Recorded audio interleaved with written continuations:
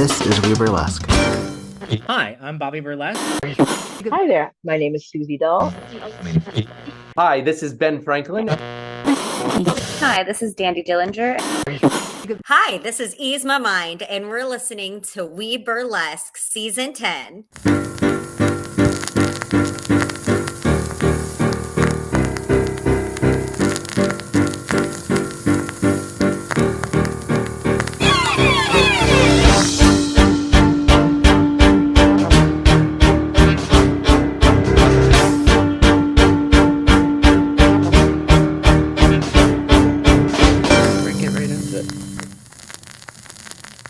One, of course. Yeah, this is what I do, baby. All right. This is the WeBurlesque podcast, and I am your host, Viktor Devon. And through the miracle of fiber optics, I get to talk to nightlife individuals in the field of drag, burlesque, cabaret, and goodness gracious, who knows what else. And today is no exception. I have Isabella Ivy on the line. Hello, hello. Hi. Hi. I'm dialing into Vegas, right? Yes, I am in fabulously burning hot Las Vegas. What is the situation heat-wise right there? Currently, it says it's only 94. I think that is a lie because my app likes to lie to me. It says it's cooler this week, but we're also dealing with forest fire smoke, so it feels like a hellscape regardless. Yeah, I'm in Southern California, which I think my husband has told me is the worst air quality in the country, or at least in at least in LA and parts of LA, yeah, and the surrounding environs, because at least LA gets the breeze that blows the pollution away. Yeah, I mean, growing up in Connecticut and then moving to New Jersey, where I spent my adolescence through young adulthood and then actual adulthood, that was always like where people would make fun. Like that was like the sitcom trope of New Jersey smells. New Jersey is industrial and all of these things. And like it's the Garden State. Thank you very much. Yeah, you're talking about Newark specifically. Well, and even Newark's not that bad. No, actually, it's well, I mean, gentrification and all that Newark, aside, but yeah, depending on I have no Jersey pride to speak of, but there are people who. And that's not because I dislike Jersey, it's that I was not raised to be like where I live is my identity. Probably wise, honestly. Well, but it became it's a very big thing.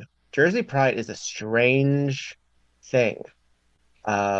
California, LA pride is a strange pride, not like lowercase pride, not like yes, not like it's still technically Pride Month, bitches, but yes. Yeah. Well, I say that pride extends into August because the Stonewall riots lasted into July, and technically the Compton uprising, which was the precursor to the Stonewall riots that doesn't get the press it deserves, was in August of '66. So I say we have a prideful summer and keep going until we stop.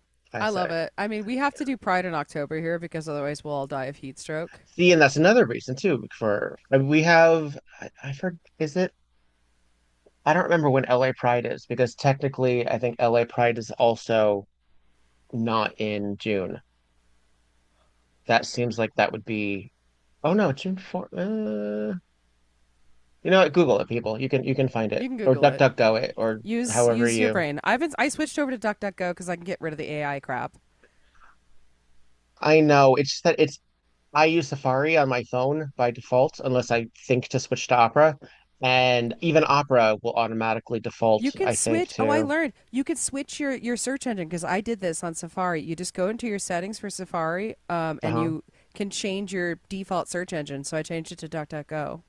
All right. I'll Because explore I it. got rid of Google and I felt my stress level decrease because I didn't have to look at dumb fake AI summaries anymore. I know. I know. Well, actually, this is a good segue. So, folks at home, Isabella is a person of many talents, but one of those things is that you use your voice for whole lots of cool things. I Uh, do. are you feeling pressure from the AI world with your I mean, voiceover and such? yeah, to a degree. I definitely think that we've lost a lot of jobs to AI. Not that we should, because AI voiceover sounds like butt. It sounds terrible. But there's a lot of people that are cheap and or don't understand the value of human labor. And I am, as my friend Brandy Glass puts it, very anti-clanker. So I Yes. hate AI with a burning passion. It should be used to determine if you have cancer and where mines are on the ground so you don't step on them, and that's it. Yeah, maybe clean the oceans. That I like Yeah, that. sure. I Clean the saw that for a ocean. while too. I saw that Yeah, like frequently. Yeah, make it do something useful. Don't steal arts jobs. We already don't get paid enough. Come on. it's such a strange, hellish thing, isn't it? Um, Truly. because really, technology, the people who have always improved upon technology are artists and sex workers. Honestly, so much of the Mm-hmm. internet and so much of camera and video technology and distribution and all of that, the internet wouldn't exist the way that it does without pornography. I mean, I So, agree, and I actually do think that sex work is a form of art. So, sure, you know, sure. It's a customer service job that also yeah. allows you to be creative. Yeah. Mm-hmm. I mean, and that's the other thing too, is that burlesque for a lot of folks, when inevitably we have that discussion about which is which or how do we know, Mm-hmm. it's like, well, who are you making happy? Is Truly. it who is the Who are focal you point? making happy? Who are you here to provide joy and energy? Are you Are satisfying? you sparking joy? Yeah, yeah. Uh, But yeah, when I did you? mean, I guess Yeah, I do feel a little pressure because it's very frustrating. We've definitely lost a lot of jobs, but AI just can't do the things that humans can do. It sounds wooden, it sounds terrible. And if somebody, like the majority of people, thankfully, are protesting against it, so if they find out a company is using it, they like won't touch the product. That worked I out because know. Amazon did a anime recently where they tried to dub it all with AI. I'm not going to call them actors, but AI voices, Yeah, and it was terrible. But also, everyone was like, "We will not watch this." So Amazon actually pulled the show and had it redubbed with live performers because of course that's what they should have done in the first place, and they could have saved themselves thousands of dollars. Morons. yeah.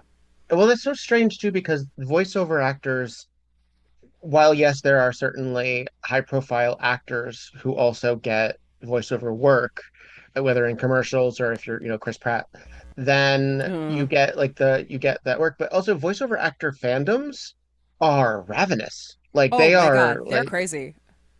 Like I love them, but they're bonkers. I do not yet think I don't have the following yet to have crazy rabid fans.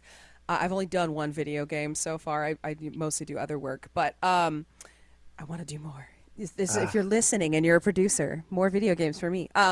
But are you in a? Is there a voiceover union? there is a voiceover union. I'm not in it yet because I don't do a lot of work that the union covers. Sure. But I would absolutely join such time that it makes sense to do so because I'm very pro union. I would imagine that they would be fighting against the whole AI Oh, conglomerates they as are. well. Yeah. They are absolutely.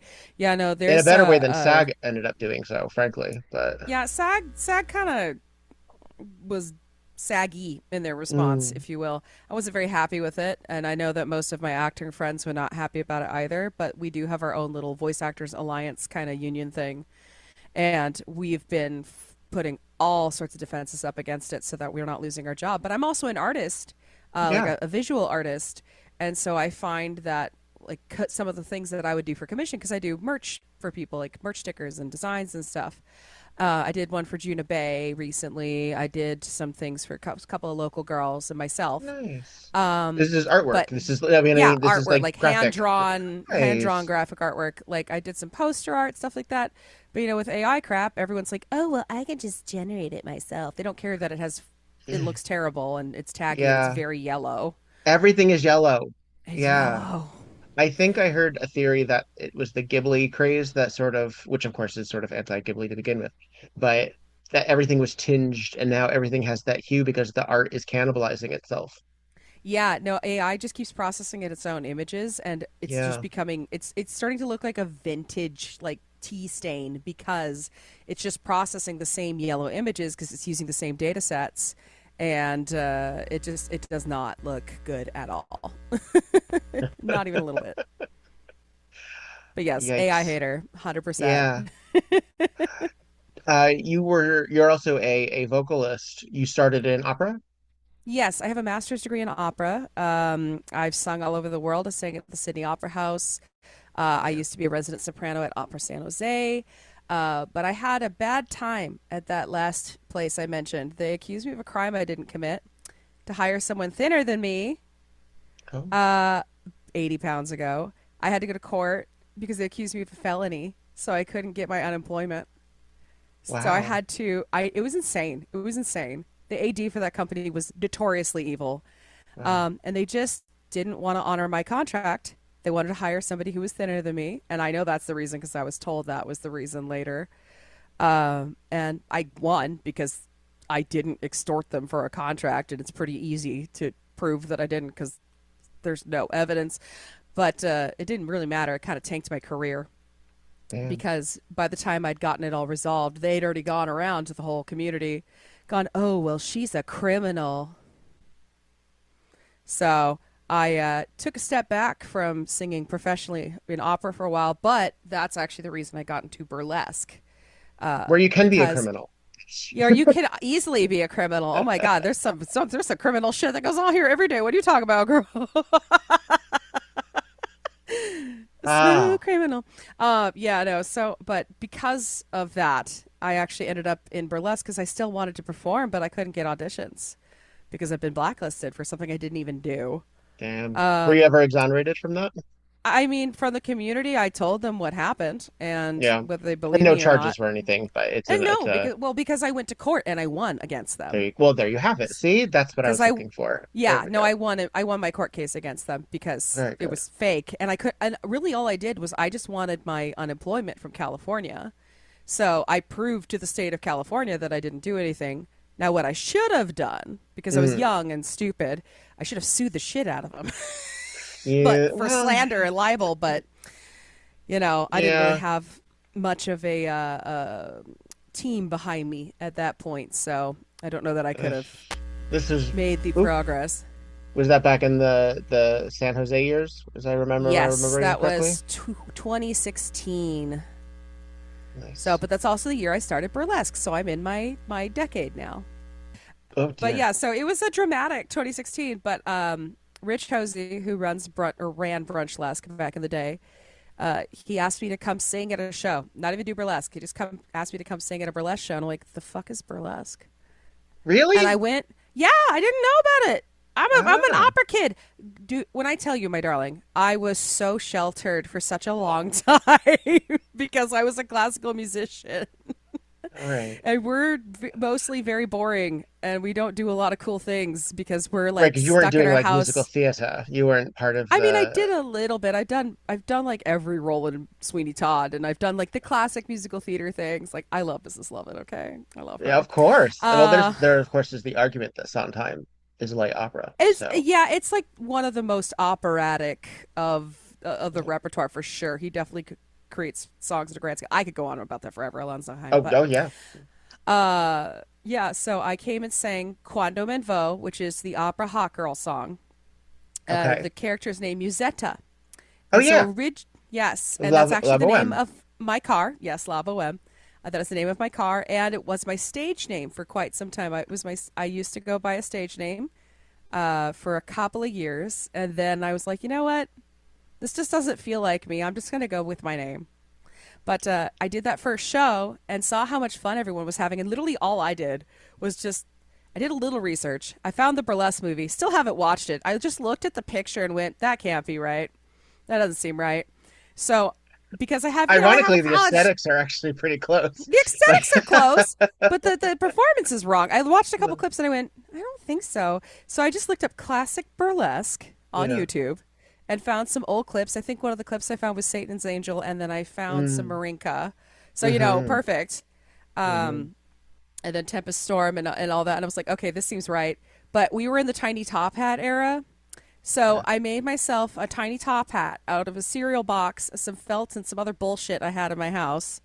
I still have this hat. It actually is still cute. Did you wig still- or I still did like- you use your No, I natural wore my hair? hair. I have Okay. I have like a massive amount of hair and always have. My hair goes down to my butt, so it's really long. Might as well use it. So I have pictures from this first performance. All I did was wear like sexy lingerie and sing Quantum and Vo, but I saw all these other performers having a great time and just being wonderful. I actually apparently one of the shows I was on was with yes, thank you, Miss Spent Youth, and when I saw her again, so recently I was like, did you know we did a show together a decade ago? and we had no idea. So that was kind of funny. But yeah, I saw how much fun everyone else was having, and then I found out you got paid more if you showed your titties, and that was Depending on also where you are. yeah, in Vegas, or at least with that show, if you actually Yeah. stripped down to pasties, you made more money. And I was like, I like money. I need it. So then the next time I did Carmen, and my best friend who's a cellist, she still lived here at the time, and we did a like commedia dell'arte bullshit comedy. So she played cello and I sang, and I did a striptease for the first time on stage, and it was wild. My goodness. Did you do habanero? Yes, I did the habanero. I know. So it Sorry, was my fun. pronunciation is wretched. No, that was good. No, you did Uh, good. it's I would it's tell. my Look, I would tell you. I would tell you if it was wrong. You it's did it my right. favorite. It's my favorite opera. Is Carmen. I know everyone knows it. It's such a good one. It is. It is. And I have to admit, so I've seen it live. I used to go to the Metropolitan Opera Very on nice. occasion. On occasion, my mother and I. In fact, actually, she took me to La Boheme in exchange for me to convince her to take me to Rent I love because that. That's cute that because it's the same show but it's the different. same show. Yeah. Yeah, exactly. So that was my like, no, I think you'll really like it because it's this. She's like, well, let's Hmm. see the real one. I'm like, okay, that's fine. Generally speaking, I like the tragedies more than the comedies. That's fair. But I mean, I enjoy the music of it. Like, I figure I was fine in all of that. But we did do, your Butterfly, your what else did we see? Well, my father was in a production of Deflate a Mouse, but that wasn't at the Met for Deflated one mouse. thing. But that Deflated was mouse. I yeah. mean, deflated mouse is one of those we call them war horses, just like those pieces that are Mm, in the repertoire that you do until you're sick of them, and then you do them some hmm more. right. But actually, Carmen is one of my favorite operas too. I in undergrad they did this insane thing to me because I was very good at learning music quickly. Every single year of my undergrad career, I either performed or covered multiple roles in the same show. Wow. So when we did Carmen, I was in the chorus. I was helping with the costumes. I was a cigarette girl. Uh, I was covering Micaela, Frasquita, Mercedes, and Carmen No all at the same shit. fucking time. I almost fell apart. I was so Yeah. tired. That's a marathon show too. It's a big one, and learning all the roles. I mean, it was good for me. I mean, I have it. I would need to study it again. It's been over a decade, but you know, I know all this stuff. But they did that to me every year. Speaking of Butterfly, when I did Butterfly, they had me cover Butterfly and Satsuki, and I sang Kate, and I was in the chorus, and I was the costumer for the whole fucking show by myself. Hmm. So my Do you learn undergrad was things phonetically, box. or what is your I history do of? speak Italian. Okay. I actually speak Italian, French, German. My Spanish is basically turned into Italian at this point. Uh, but we have a phonetic language that we call IPA, the International Phonetic Alphabet. And so it has Okay. symbols that represent sounds. And if it's a language that you're not familiar with, then you can use it for that, for like Russian or something that's a little more difficult. But we have to study the languages, and if you're doing a degree in opera, you have to take what's called diction classes. So Of you learn course. the pronunciation rules for the foreign languages. So that's why if I speak a foreign language, most of the time the people are like, "Oh, you're fluent." I'm like, "No, No. no, I'm okay in some of these." And then if it's French, I'm like, "I can speak to you and I can read it." But if you speak to me in more than a like sedate tone, I'm screwed. Hmm hmm Like, please use all of your consonants or none of them French, please. Don't pick and choose. Just do it. Just pick one or the other. Yeah, I am not a speaker of other languages. There was a time where I considered uh being more disciplined at it, but that time has passed. That's fair. It's a lot of effort.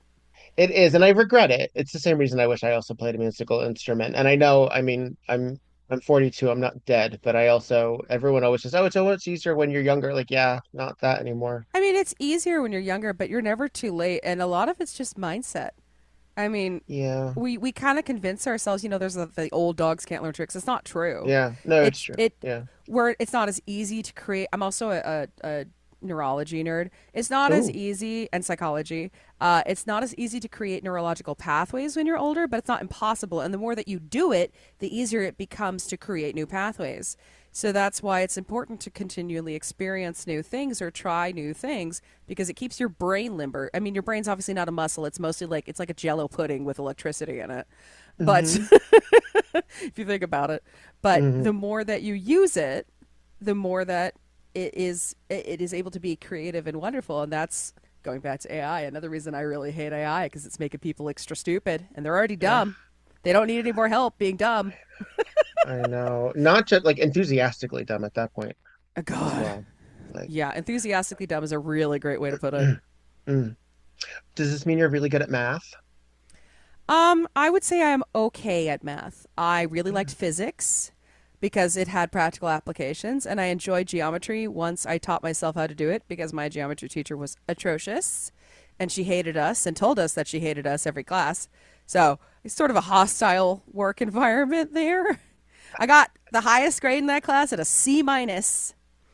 So I retook it the next year online. It was the first year they offered virtual high school classes, and I got 100%. And you can't cheat. You couldn't cheat. So like Right.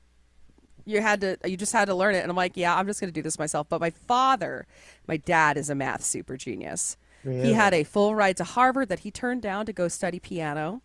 Like, my dad's a concert pianist, and is a super genius when it comes to math. So if I have to do some difficult math stuff, I just go, hey, Daddy, can you do this math for me, please? I'm stupid. Thank you. Do you know instruments too? Yeah, I used to play piano. I still play it a little bit, but I played harp, bass guitar. I played flute for a little bit because my mother's a flutist, but I would pass out from the pressure. So that was a bad choice for me. I've played a little bit of string, like violin, viola, cello, just a teeny tiny bit, and Just a bit. it's just not for me. I really liked harp, but unfortunately to rent a harp, it costs as much as a car payment. Wow. So I did that for a couple years, and I was very good at it. And my parents are like, we really love you, and we're really sorry, but we can't afford this right We're now. not buying you a harp. Yeah. Well, it wasn't even that. They couldn't even rent the harp anymore because of some family drama that I won't go into. But let's just say I had some shitty relatives that stole a bunch of money. And so Your my life college- is a mini-series, Isabella. I just want you Honey, to know. I have lived 46 lives in the span of 35 years. I'm tired. I've had a lifespan for every fucking year. I'm over it, man.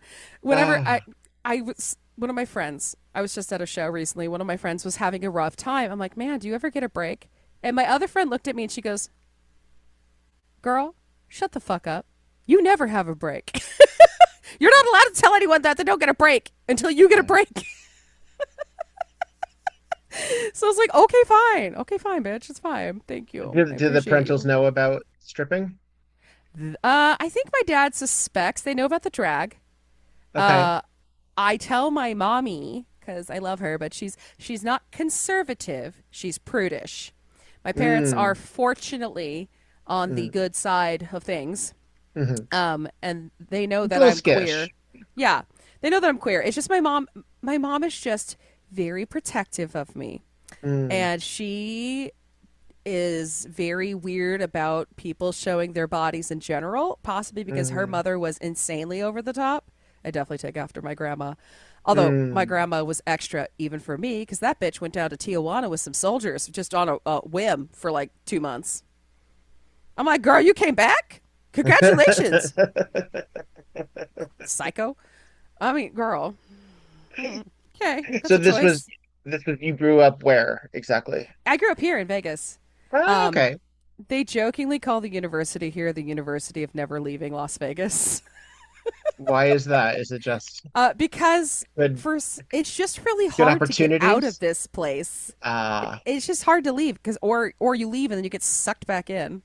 Because after San Jose, I moved back here because I had to move back with my parents, and then I moved to Indiana to do my master's degree, and that happened to be during my last semester was when COVID started, and I had a stroke because of COVID. I got sick.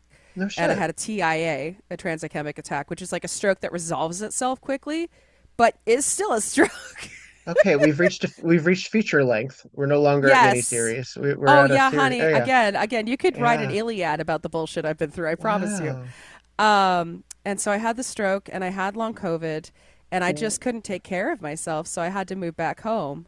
yeah. And I was with them for a couple months, and my fiance, he moved down. We bought a house.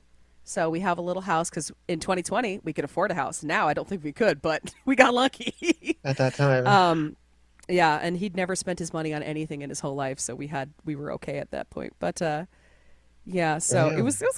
kind of a rough time. I had to relearn how to sing, relearn how to move. All my muscles were screwed up.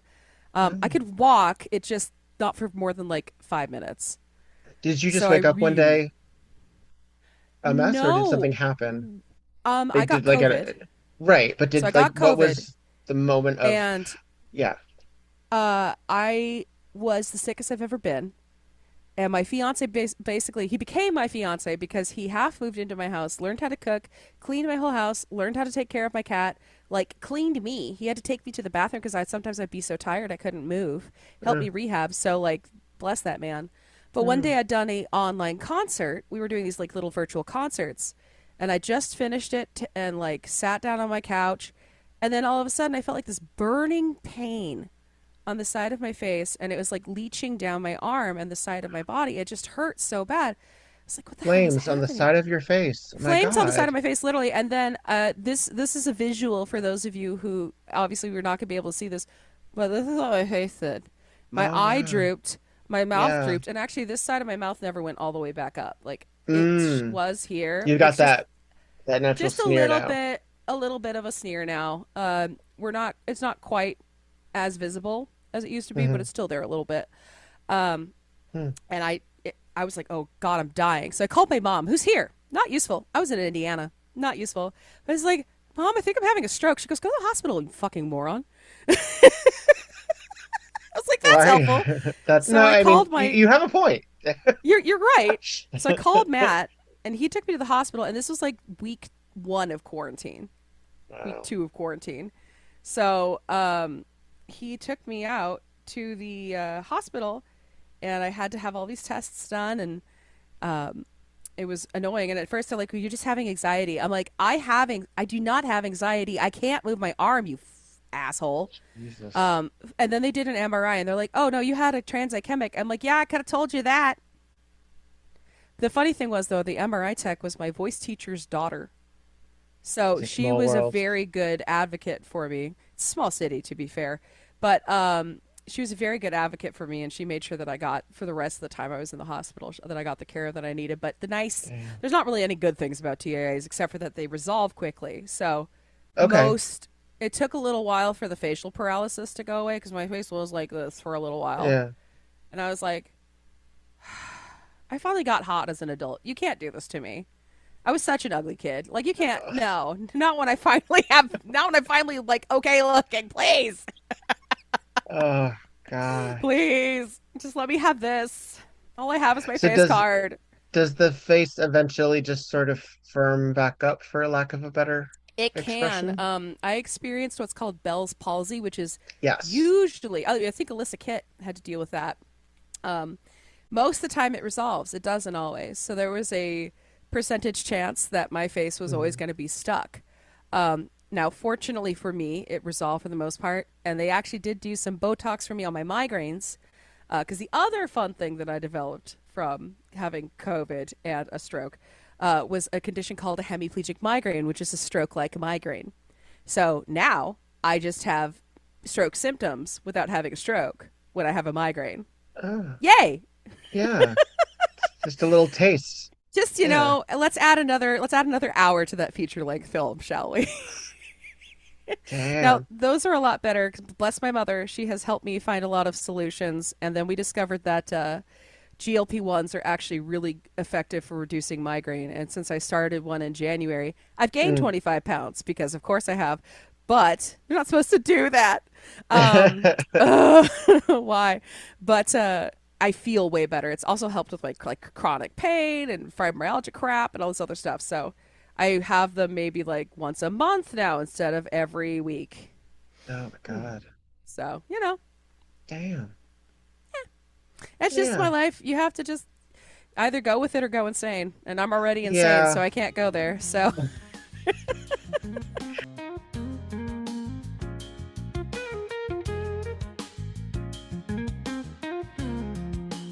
Hi, this is Viktor Devon, and you're listening to WEBurlesque, the podcast, and I love you for it. I gotta tell you, this is still one of my very favorite things to do. I'm very happy, very proud, very honored that people download this and listen to me and a bunch of folks talk about why we love what we do. It's really great. It really, really is. And I want to give a special love to the patrons on patreon.com. Give it up for Melody, Devin, JaCourtney, Clara, Dottie, Charlotte, Luna, Goosey, Roxy, Faye, Tiffany, Jimmy, Curly Bright, Oliver, Sebastian, Alex, Bo, and Stormageddon. I had to take a breath there, people. It's really lovely. It really is really, really, really lovely. I think it's so difficult to dedicate time and make shit happen, but I'm working on it. I'm trying. Goodness gracious. Please know that you mean the world to me. And if you would like to support me in any other way that is not money, please follow, like, subscribe, share, comment, do those things, and I won't charge you for it. It'll get me further out there, and more importantly, it'll get these people that I bring onto this show further out there as well. So, mwah, be well, darlings.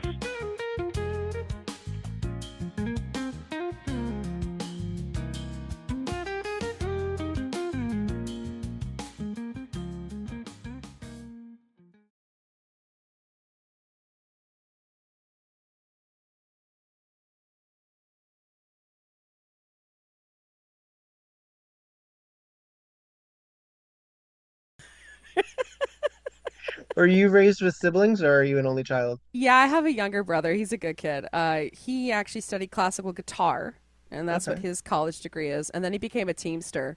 So he makes an ungodly amount of money for setting up conventions. Listen, someone's got to do it. Bless them. But he's a good kid. He's single, Yeah. ladies. Okay. But he's a good kid. We just hang out, do brother like sibling crap. He likes to play board games, so we just play board Yeah. games. But we have a good relationship as adults. As kids, we wanted to murder each other, but that's kind of just being a kid.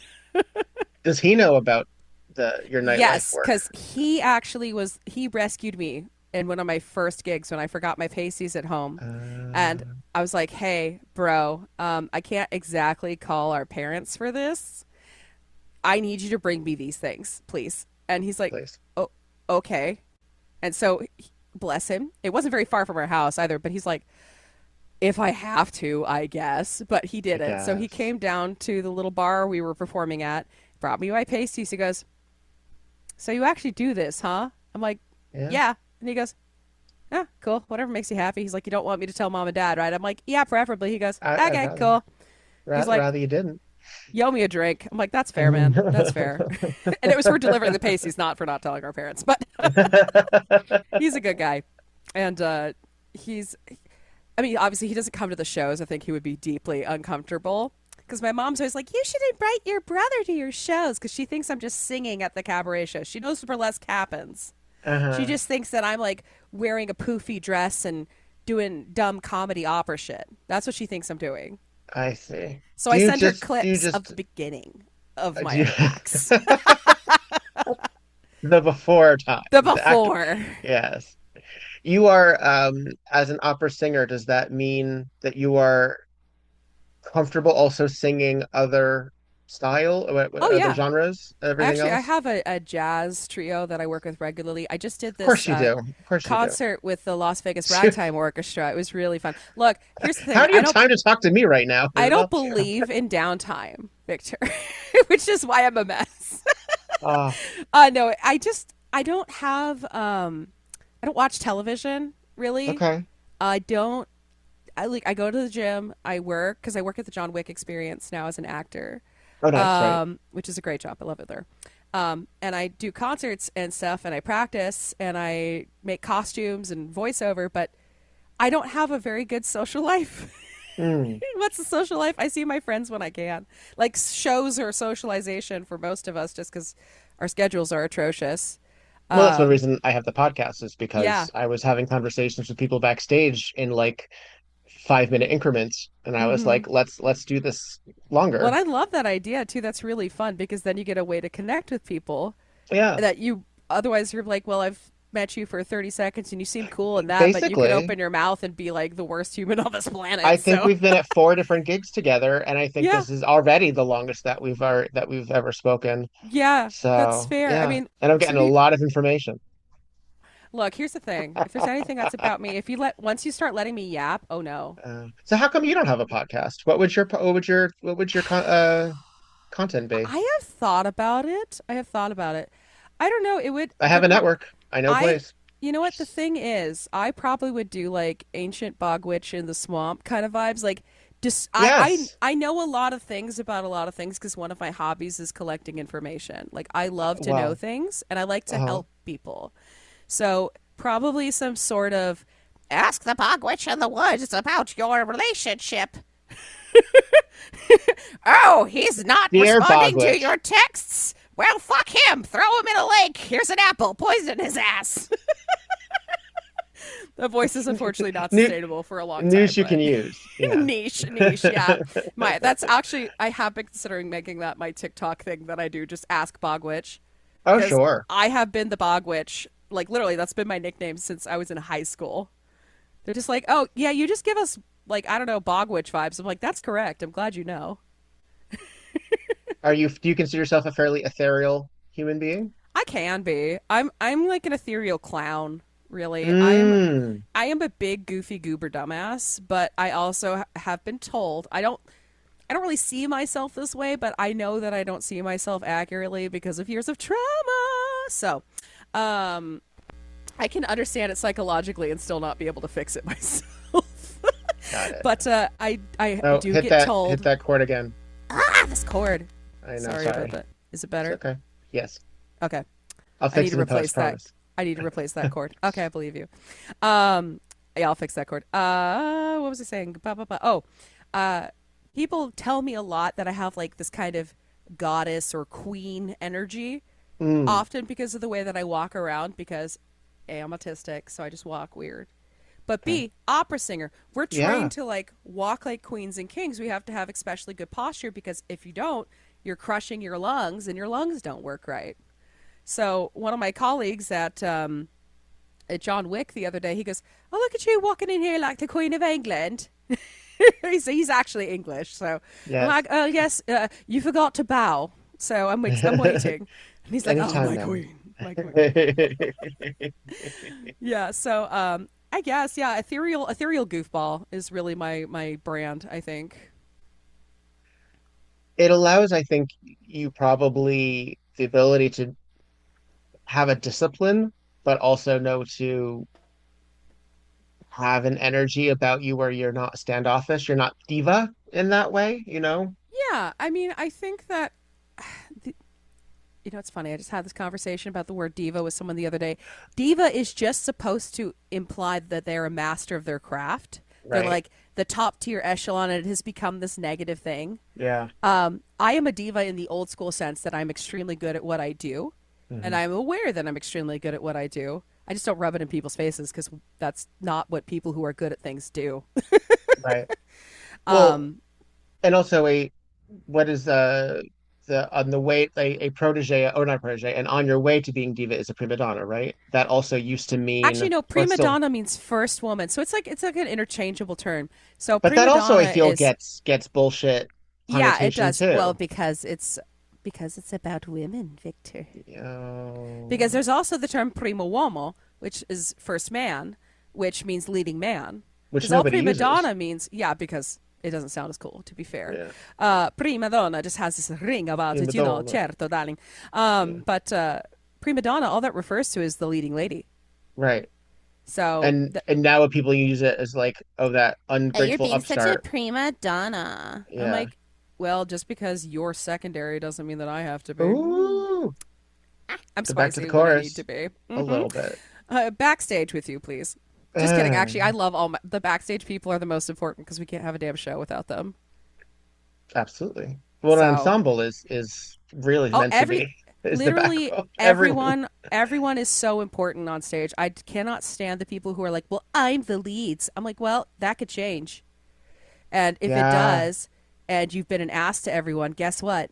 They're not going yeah. to like you, and One you're not trip going to down have the any work. stairs. Exactly. I did get pushed down the stairs once by a girl who didn't like me Wow. Were at an you opera also company. dressed like Nomi in Showgirls? Fucking if only. No, If I was in a only. gown and it was a short flight of stairs. Fortunately, I caught myself.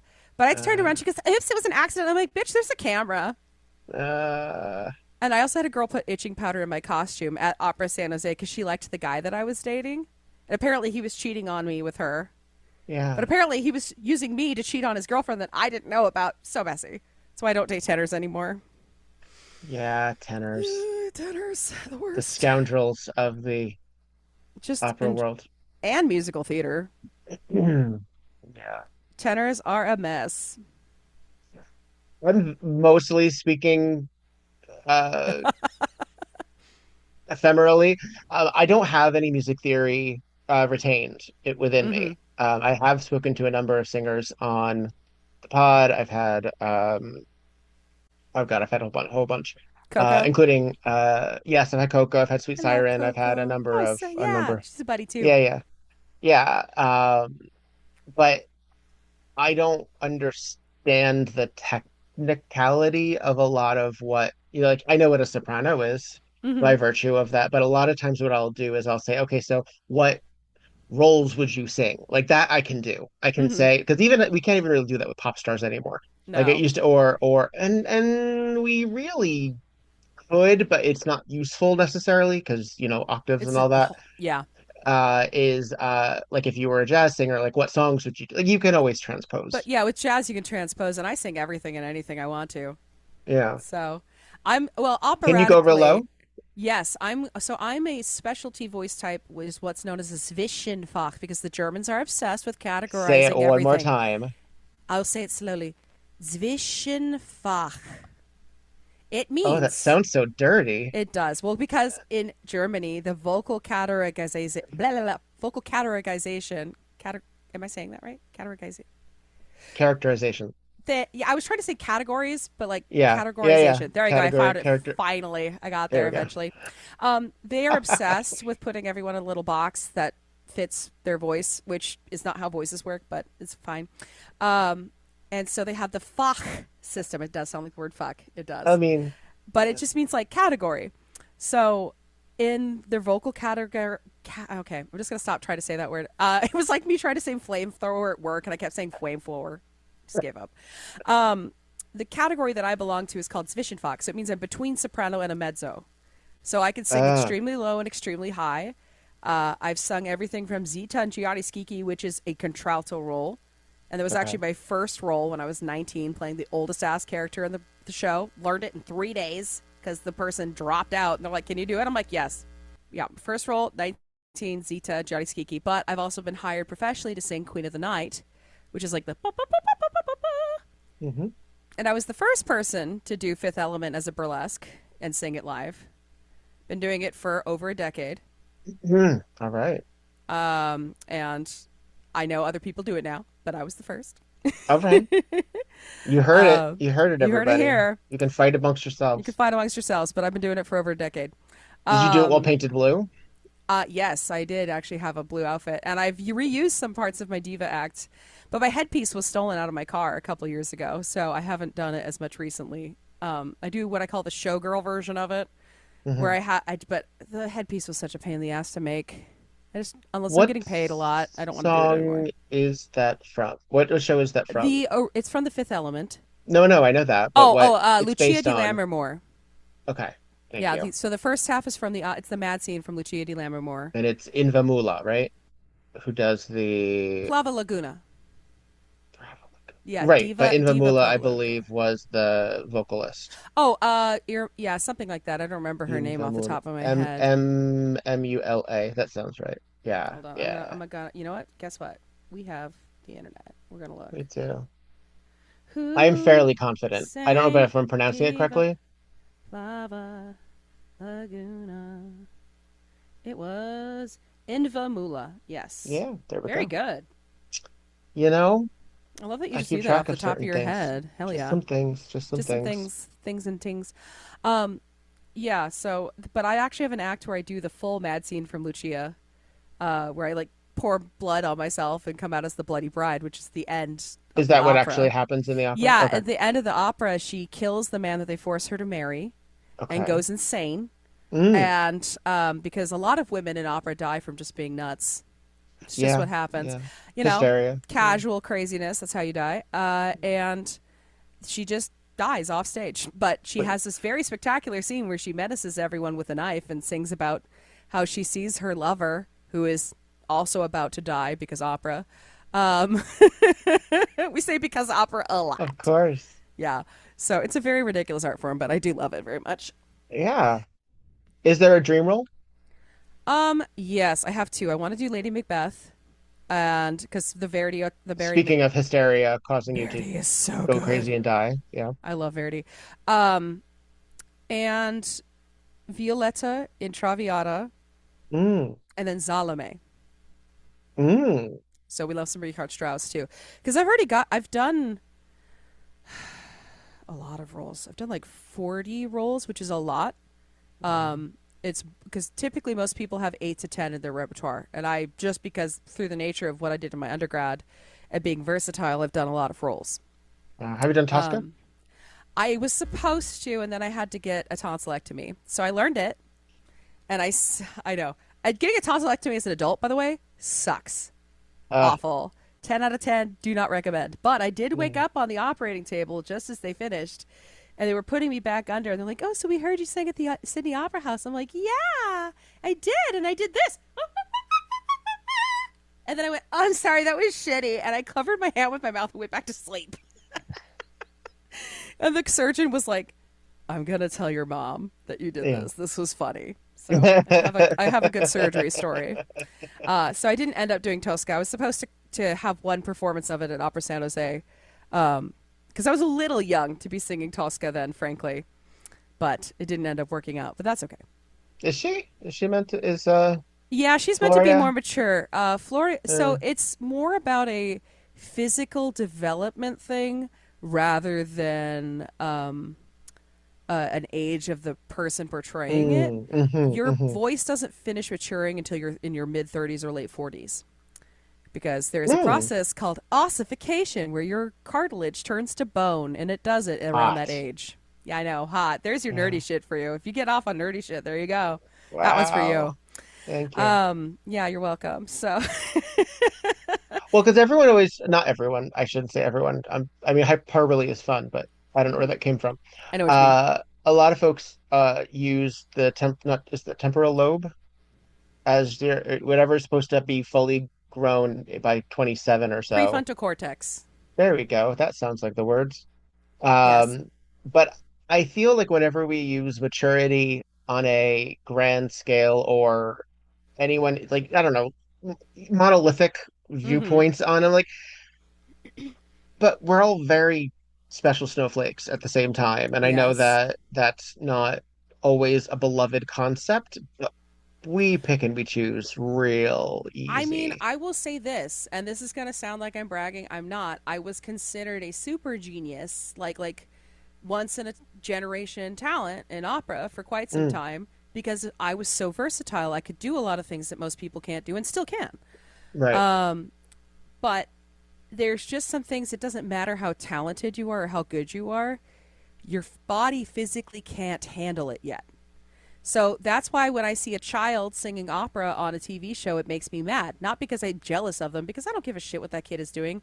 I Yeah. do hate their voice teacher and their parents because that's abuse. Really? They, Tell me why. yes, because no child should be singing like that. Like, yes, you can teach a child how to sing, but their structure of their vocal tract isn't complete yet. So if they're trying to imitate an old singer, they're doing all these muscle modifications that are damaging long term. That's why, like Charlotte Church, her voice I was blew about to say out. Charlotte Church. Her Yeah. voice blew the hell out because she was A, over singing, B, she didn't know how to sing healthily. She had no real technique. She just sounded. She sounded objectively good Yeah, I for a remember. kid. I had the Voice of an Angel album. But Yeah, I did too. But yeah. you know, She could sing the hell out of P.A.J.J. But I as a guess teacher, if you're not, you can't sustain that, right? no, as a teacher, like for multiple reasons, she was singing too much as well, and that's not going to help. But Well, she without was a novelty act. That you yes, burn out. You burn you out. can, especially if you're young and you don't have a good support system. But like, there's some other little girl that went viral for singing a song that was genuinely inappropriate for multiple reasons. Besides the fact that it was Nessun Dorma, which is for a tenor. Nessun Dorma is a song about sexual assault. Which people don't realize. They're like, it's so romantic. I'm like, It's so she pretty. doesn't want to marry him. She is being forced to marry this man because he solved her riddles. I sing Turandot. And I feel strongly about this. Like, she should just be able to kill Koloff. He sucks. He sucks. You heard it here, people. You heard it here. Koloff, you should die.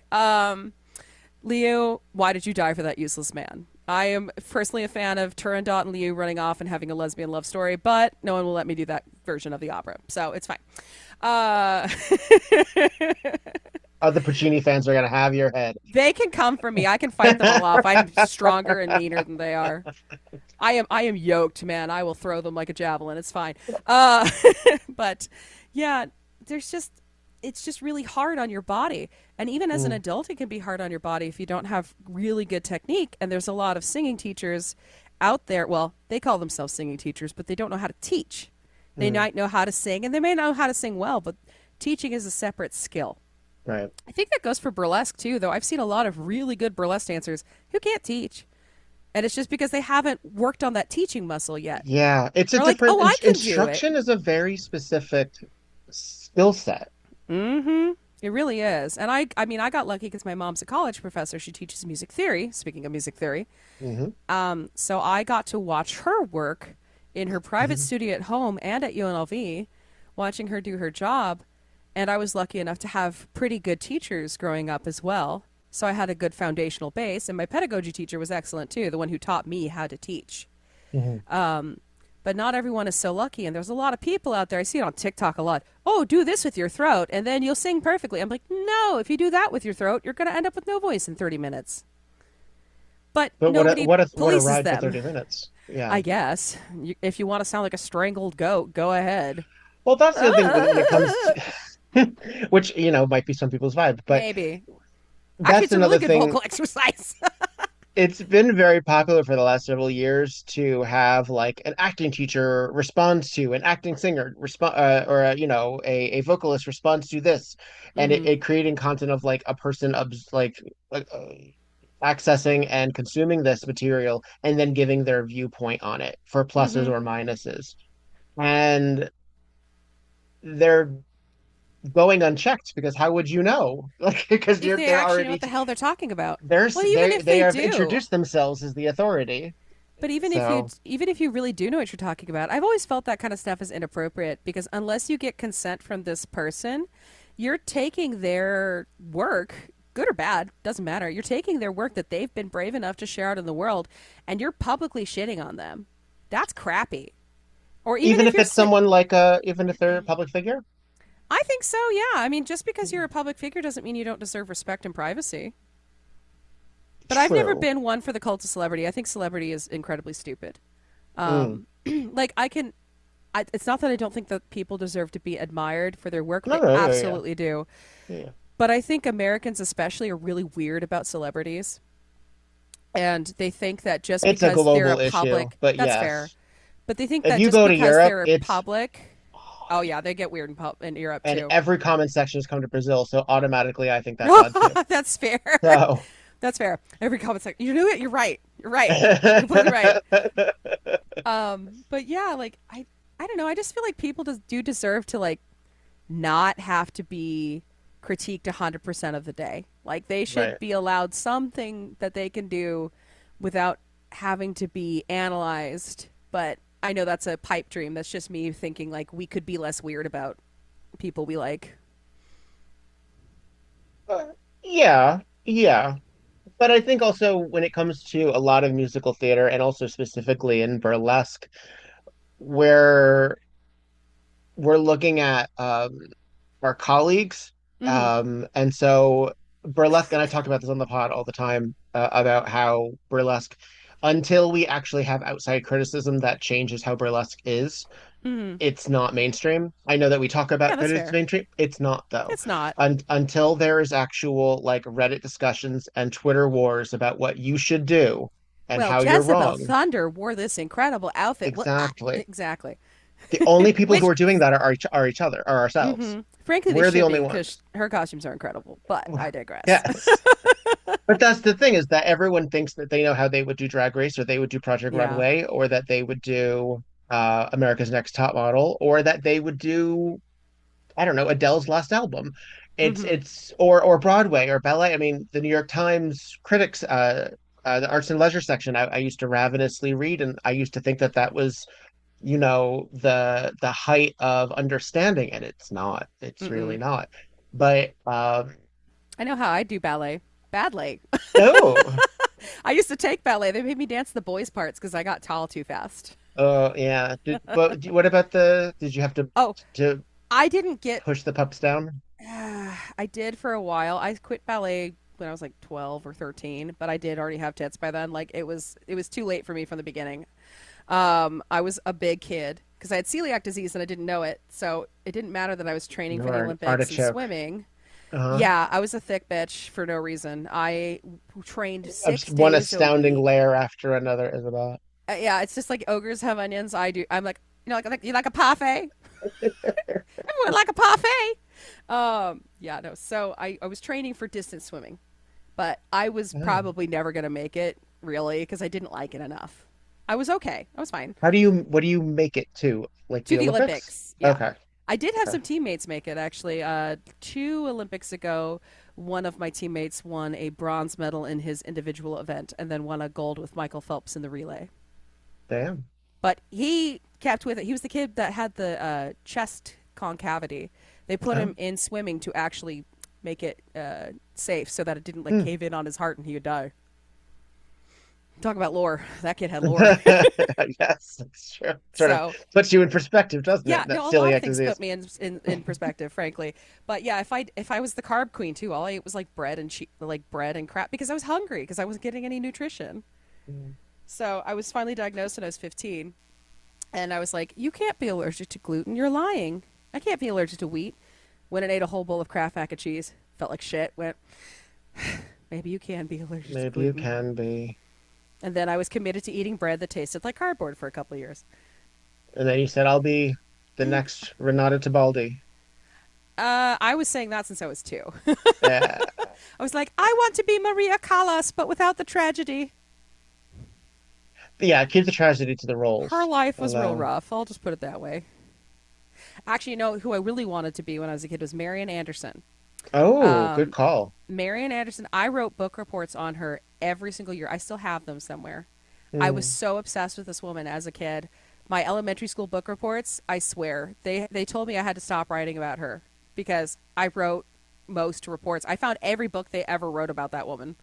Yeah. And I was just like, listen to me about civil rights, this woman, Marian Anderson, this incredible woman, and Eleanor Roosevelt, and FDR, and here you go. This is what you get to know about these people. And Marian Anderson was cool, and you should like her. Okay. What is the difference between a soprano and a mezzo soprano?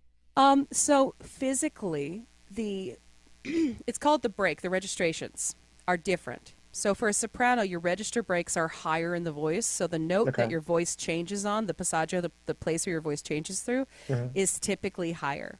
For a Hmm. mezzo soprano, it's typically lower, and the range tends to be lower. So mezzos can usually sing lower than a soprano. And then a contralto is even lower than a mezzo soprano, and a quite rare. And I sing a lot of contralto roles, but the break for that is quite low comparatively. And they can have high notes, they can, but honestly, a lot of it's also a color thing. Mezzo sopranos tend to have darker voices, so like a soprano might sound like this, and a mezzo sounds more like my speaking voice. And then a contralto's down here somewhere. Is Coco Lamar, is she a contralto? No, she's a mezzo.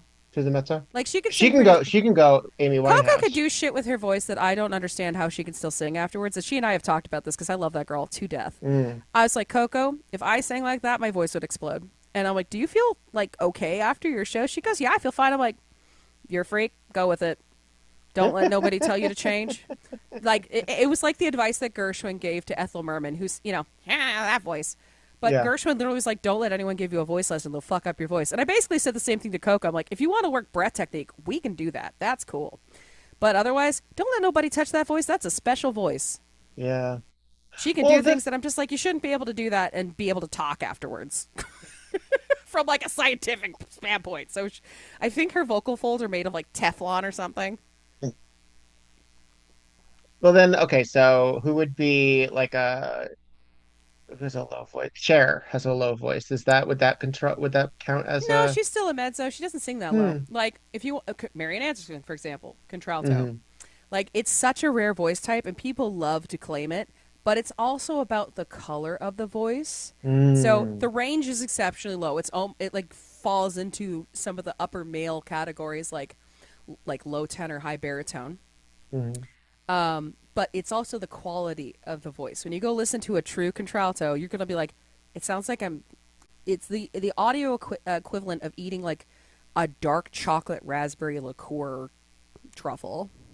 Like it's a delicious, like sometimes kind of smoky, like lower tone. And it's very loud down there too. That's the other thing is they have to be exceptionally loud down there because they still have to cover over an orchestra. Oh, right. Okay. So contralto really is not a very useful term for the modern singer. Like there's not a lot of them, and it's really only used for opera.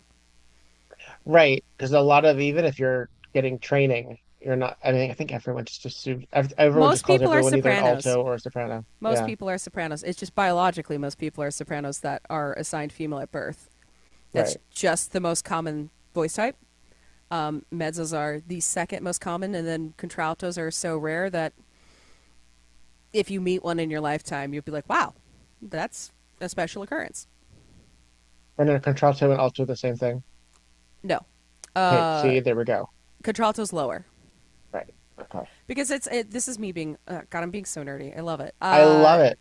So it's like in the orchestra, you have a bassoon and a contrabassoon, and a contrabassoon is lower than the bassoon by a whole octave. So it's like super low. The female equivalent, alto versus contralto, sometimes some people use them interchangeably, but that's not shouldn't be semantically correct. Contralto is the lowest female voice type. But it's also characterized by color of voice. So like the dark kind of velvety tones often belong to that voice type.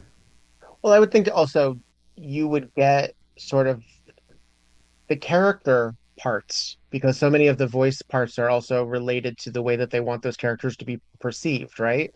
It depends. Like mezzos do, or not mezzos. Contraltos do a lot of the like mothers or witches or evil characters. Like that does happen a lot. There's very rare incursions. Like your Pat Carroll as Ursula. Yeah, exactly. Your Bogwitch. Zita. Your Bogwitch. Yes, your Zita and Gianni Schicchi. That's a contralto role. She's the old lady. It's like literally that low. That was my ass underwarmed up. That's good. Thank you. It wasn't, but I appreciate it. I don't know any better for myself. Also, I'm suffering from the fire smoke that's around us, so I'm just like scratchy as shit right now. But yeah, it's not something that you run across very often. The contralto. It's fun though.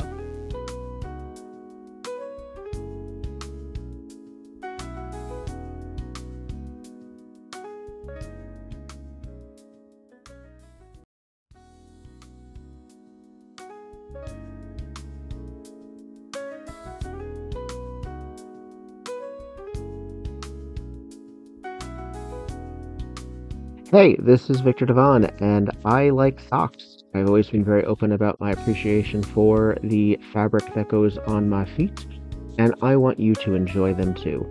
Please go to footclothes.com, look at the variety of fabulous novelty socks that do not suck, and indulge. You can get 10% off now with the name Viktor Devon as a promo code. That's VIKTORDEVONNE. Put it all together, no spaces, and enjoy.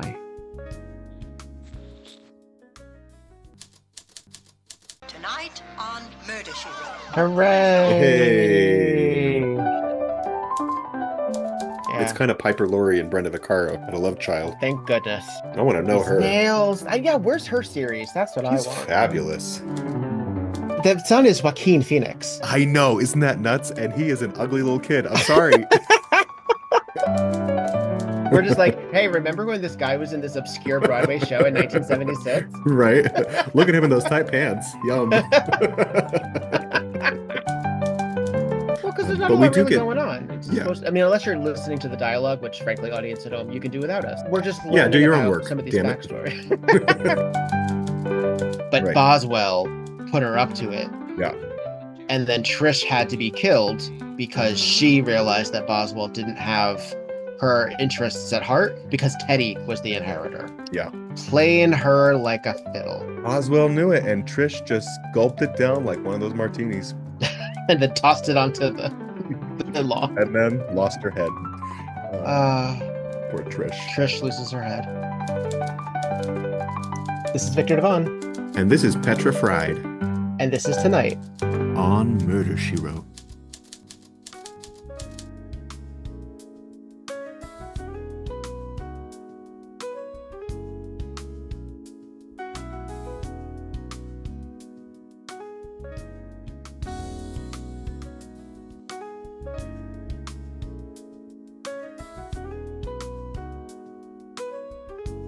Yeah. When did you realize you could do different voices? I have been doing stupid fuck-ass voices since I was a kid. Like, I was just like, I'd go around my house and be like, hello, mother! How are you today? Nice to see you. And she's like, what the fuck is wrong with you? I'm like, I didn't know you birthed me. Your fault. But also, again, I am autistic, and autistic people can experience something called echolalia. And echolalia means you're just a really good mimic, basically. So I would unintentionally copy people's cadence. Like literally, it genuinely was not ever intentional. Sure. I would copy people's accents without realizing it. Like if somebody had a bit of an accent like this, I'd just copy it without thinking about it at all. I'd just be like that. And so over time, I developed a repertoire of voices of people that I've met, or like things that I've heard over the internet. Yeah. And I'm very good at switching between them like very quickly because I know exactly how they fit in my like lyrics and stuff. I did an audition for the woman who was the voiceover director for Animaniacs. And when I got done with this audition, she went up to me and she goes, "You're never alone in there, are you?" I was like, "No. I mean, they don't talk to me if that's what you're asking." Yeah. But there's a lot going on in this little beat up brain of mine. She goes, she's like, "You're really good. Keep going." I was like, "Thank you, ma'am. I appreciate it." She's like, "Yeah, you're not for this job just because you're not old enough yet." I was really pretty young when I did this audition. She goes, "You just need more gravitas and then you'll be I was like, "Okay, thank you." I was like 18. So it was totally valid advice. But yeah, no, at any given time, you just never really know. I might just pick up a little voice and just do something stupid and you never know. Also, I do a very good, I'm not going to use the company name, but I'll do the voice and you'll probably recognize it because it's really recognizable. And his girlfriend's not that hard either, actually. Wow. So I do a lot of voice doubling too. So like if they had an actor that wasn't able to do a contract, I'm pretty good at mimicking them. Also, I have very good Schwarzenegger accent, but I'd have to think about that for a second. Graz, yeah, because I studied opera in Graz, which is why they speak like this. Schwarzenegger's from. So when they speak German, they don't sound like this. When they speak English, they sound like this. It's like the hillbilly version of an Austrian accent. That's not my words. That's what I was told by my Austrian friends. She has Austrian friends. I do, because I studied opera in Austria for a grand total of 9 months. Wow. It was nice. I liked it there. Yeah. It's very pretty. When you're entertaining people in Vegas as a burlesque performer, and when you've traveled around or done anything like that, what do you find distinctly fulfilling about that part of what you do when you can do so much? Like, how do you decide what to do? Or do you think you have to do everything and therefore it's easier that way? Well, I don't know. It kind of just depends on what work is available. There's not really, despite what everyone seems to think, there's not a lot of burlesque work in Las Vegas. There's some, but there's a decent amount of us, and they're rotating through people, so not everyone's going to have a chance to perform. Like, I perform a couple times a month, which is better than most people. But I find that I do tend to get more burlesque work out of town.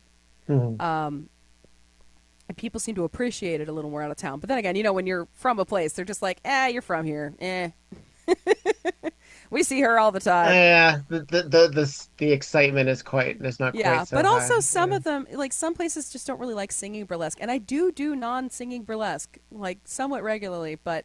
Yeah, we just did a show in Fremont where you were Bride of Frankenstein, and I don't believe you sang. I did not. I did lots of whirling and twirling, but I did not sing. Does that feel weird sometimes? Like No. your limb is asleep? I don't think so. Okay. I mean, yes, my voice is an extension of myself, but I feel just as at home, like dancing as well. Like it took me a little while to get there because I did do dance when I was a kid, when I was younger. But having a bigger body my whole life, I was shamed into stopping by both teachers and other people.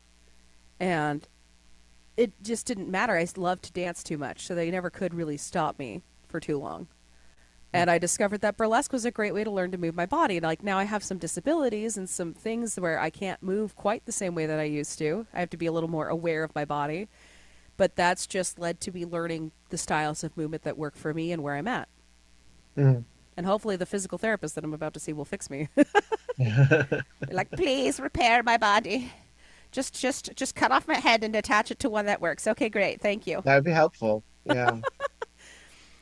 Be like, all right, we'll grow one in the lab. Get rid of all the crap.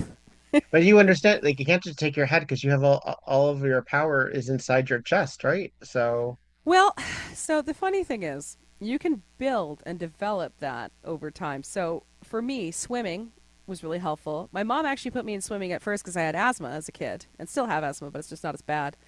Sounds cruel. It was kind of, but it was the best thing she could have done because swimming really is one of the sports that truly increases your lung volume by a massive amount. So does opera singing. Opera singing also increases your lung volume, which is why a lot of asthma doctors recommend that their patients take voice lessons. So I've actually had some clients that I teach or that I taught in the past that have had doctors, like one of my clients has multiple muscular dystrophy. And his doctor, after he started taking lessons, his doctor checked his lung volume and it had increased, which when you have muscular dystrophy is very difficult to gain muscle or volume in any of your tissues because of how that disease functions. So he's now recommending all of his clients get voice lessons, which is crazy. But singing lessons really also helped with my lungs. But then after I had COVID, I had to recondition again. And then I had to have endometriosis surgery last year because my ribs and my lungs had been adhered to each other by the endometriosis. So a condition that it's considered the most painful condition in the world. Along with fibromyalgia. And it's basically where your tissues overgrow and attach all your shit to your other shit inside where it's not supposed to be.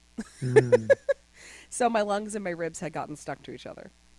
Yeah. And so I couldn't breathe for a year. And I'm like, oh, my asthma's getting worse for some reason. Nope. Once I got all that surgery, I'm like, oh, I can breathe. They're like, yeah, you were kind of blocked up there, babe. I was like, oh. Whoops. Oopsies. I mean, there was nothing you could have really done. No, it wasn't like at that point, it's not like you can like break it apart or anything. No, it's just, there's a cluster of things that go together. And eventually, as a woman, you do tend to, if you have one of them, you tend to end up with the rest of them at some point. So, damn. It is what it is. Again, you can be miserable and make yourself insane, or you can already be insane and just go, okay, that's cool. That's what I'm working with. Great, let's go.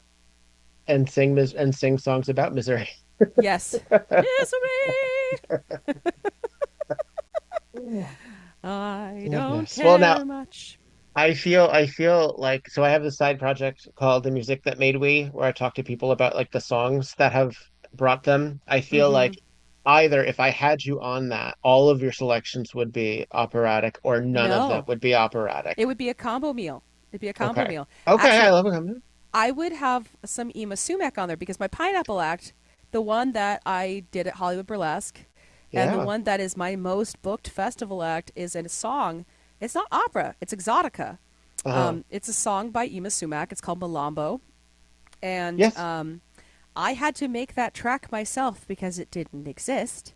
Wow, I had to wow, ice. wow, Yeah, wow, that one. Anyone who doesn't Wow. know, it's the one that Detox and Jinx do in that season of RuPaul's Drag Race. Yes, exactly. Yeah. And I didn't, you know what's funny is I guess I was doing that act before that happened on Drag Race, but then I saw it on Drag Race and I'm like, oh my God, that's amazing. Yeah, yeah. I love this. And the facial expressions were very fun and inspiring. I like So when they pull out weird shit for, I and I say weird love shit it. because it's not mainstream pop music. That's Yes, what I mean by exactly. that. I love it. Because that's what you'll see at a fucking drag show too. Like that's the other thing. I want I to see the remember, weird shit. I'm tired and of not that I no offense, necessarily, Mariah, but I don't want to yeah. listen to you anymore. I want to see someone do some unhinged shit. I want to hear someone do Tiny Tim. You got to go to more drag king shows. No, I do. Well, we do actually. We have like a couple of drag king shows now in town, which is nice.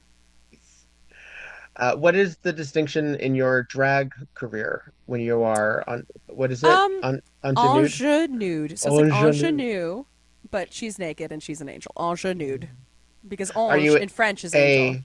a king queen thing or being? What I would is say your... being. I tend to Okay. be femme, but personally, I know I look hyper femme, but it's just because I hate pants.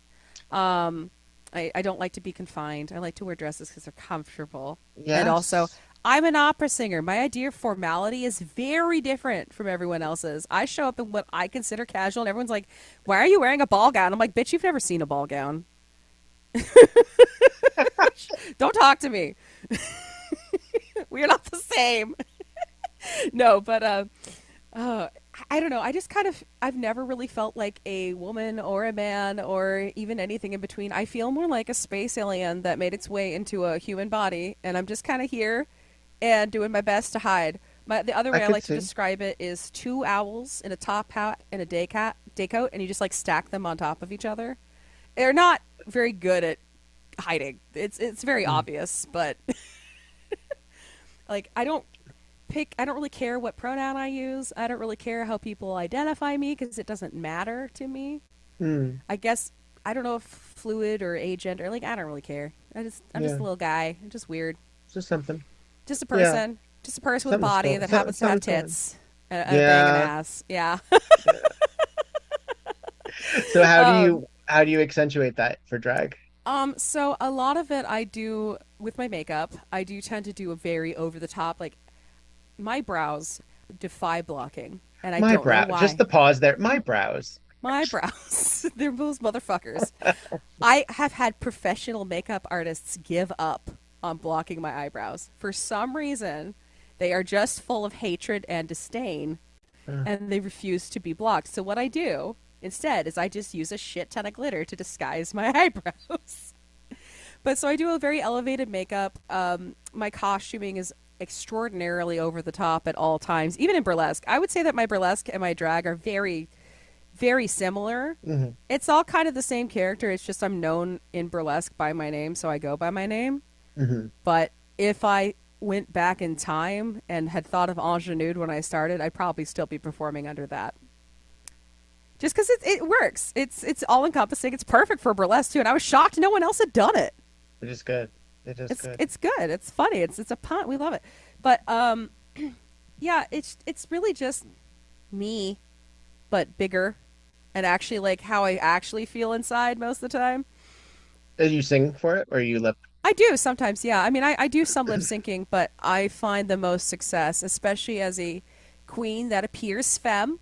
It can be difficult because a lot of people are like, well, why are you here? I'm like, because I also get to play with the gender that I was assigned with at birth, my loves. It's okay. I'm not here to steal your job. I'm not going to. We don't do the same thing. But I like lip syncing, but since I can actually sing, I tend to get booked more because I have a something that's different than everyone else. There are no other opera singing queens in Las Vegas. There's not a lot of opera singing queens, period. We got Creatine Price. Hell yeah. If you don't know who that is, go look her up. She's great. Creatine. We have two Drag Race girls I know of. Monet Exchange. Monet Exchange. And Sophia Cristal. Yes, and they're both fabulous. Fabulous. Beautiful voices. Beautiful voices. But, it's not that common. Yeah, no. So it's very rare, and neither of them are femme at birth. Right. So that's a little different as well. So I have a niche, and that helps. And I don't just sing opera. I sing all sorts of stuff. This is for my old school house kids. I did some Kristine W. Yes. And I love Kristine W. She lives in Vegas. I'm obsessed with her, and I've loved her since I was a child. My dad liked her, so he showed me her music. So my dad's from Detroit, which is where house music is from. Uh-huh. And don't get the Chicagoites at me. Okay, Chicago. We know you contributed. We know you're part of it too. But Detroit, okay? Okay. Detroit. All right. They can come for me. You didn't say it. I said it. That's great. They can come find me. It's fine. We can talk about it civilly. It's okay. They probably do know more than they can educate me, and I'll shut the fuck up. It's fine. I will admit when I'm wrong. It's fine. We encourage discussion. Yes, discussion is great. Please don't throw anything at me. I don't have great proprioception. I'll get hit. Please. Anyway, but I love house music and I love Kristine W. So I did a gig at one of the local clubs called Gypsy. Yes, we know the name, but that's what the club is called. What they're called. Yeah. And I sang, what was it? Land of the Living. And they were like, this girl's doing drag, singing Land of the Living. What's happening? She's actually singing it. What's happening? So, and I've done that club a couple times. I do a couple of the local clubs here and there. And I'm doing a show coming up where I'm singing Samson and Delilah. The Mon Coeur Souvent ta voix. It's a good one. But it's called Love in the Jungle or something like that. I need to look up the actual title of the show, but it's like a fake dating show where the lead queen is meeting all these different characters in this dating show in like a Survivor type setting, but everyone's an extra ass hoe. It's gonna be great. I've done a couple shows with them. I did their seance show. It was hysterical. I did their God, what was the first one we did? I don't even remember the theme, but I did Glitter and Be Gay, which is the most perfect drag queen song. Yeah. And also one of my favorite acts. I'm going to be doing that at Tease this next week on the 11th, the Burlesque Hall of Fame show. Candide, right? Yes. Bernstein. And it's such a fun aria. It's effectively, that one's effectively an opera. It's a musical theater show, but it's also an opera, really. Yeah. You have to be able to sing opera to sing that show. Regardless of its classification, because it's just tough. I mean, Kristen Chenoweth does it pretty well, but we're mad at her now. I'm dimming on my mad at her. I understand, and that's a larger discussion. But yes, I understand. Fair. Yeah. Fair. But but it's a really fun piece, and it's perfect because it just kind of encapsulates, in a way, how I felt having to suppress myself really in classical music. I was always very over the top compared to everyone else. They were all very content to have the stick shoved up so far out of their ass it was poking out of their mouth. And I'm just like, that looks uncomfortable. But I've always been a pretty free-spirited person. Like, I treat everyone with kindness and respect, but I'm not going to water myself down for consumption, at least not anymore. Yeah. I did for a long time, and it just made me miserable and enabled some bad people. So, now I'm like, all right, this is who I am, and I'm going to try to be respectful and kind and loving to you, and hopefully you reciprocate, and if you don't, I'll beat you up. So, Yay! Metaphorically with words, because I don't want to go to jail. But you'll never recover, I promise. What do you have? Do you have anything coming up the rest of the year that you're excited about? Well, I'm excited about Tease. That's going to be fun. I'm going back to the Ohio Burlesque Festival. I'll see you there. Yay! I need to actually book my flight, though. I need to do that. I'm going to do that after this. I know. It's Tuesday. I should do it. Tuesdays are the good days for booking flights, so I'm going to do that today. I know. I feel like it's And that scene in Princess Bride where it's like I just sucked away 1 hour of your life. It's like I just sucked away $700 of your bank account. How do you feel? yeah, I'm just happy that I have a steady gig now because John Wick is paying my bills. Thanks, John Wick. What do you do there? So it's an acting gig. It's a interactive theatrical experience with light Ooh. puzzle solving and gun range. Yay! It's Ooh. cool. Do they use the word It's immersive? Yes, it is immersive theater. So it's an immersive theater job. There's some improv acting, which is what I do the best. I really do love improvisation. Because the other thing the stroke did was take my ability to remember things. Mm. So when I meet people, sometimes I don't remember them, and it's not because I hate them or don't think they're important. It's because my brain is shot. I think we need to have a little bit more, not to suggest that I've experienced a whole lot of people being dicks about it, but I think we need to have a little bit of grace for understanding that we are shapeshifters, Yeah. and Oh God. sometimes we don't recognize people when things look different than Look, I what we're saw one of used my to. friends out of makeup for the first time, and it took Yeah, me 20 minutes to figure out who the fuck I was yeah, talking to. And I was yeah, like, oh, I'm a moron. yeah. Cool. And I've known Like this I girl for don't a decade. like I and this podcast has helped people recognize this face. Because audience at home, I Mm-hmm. don't wear makeup when I do this. Just FYI.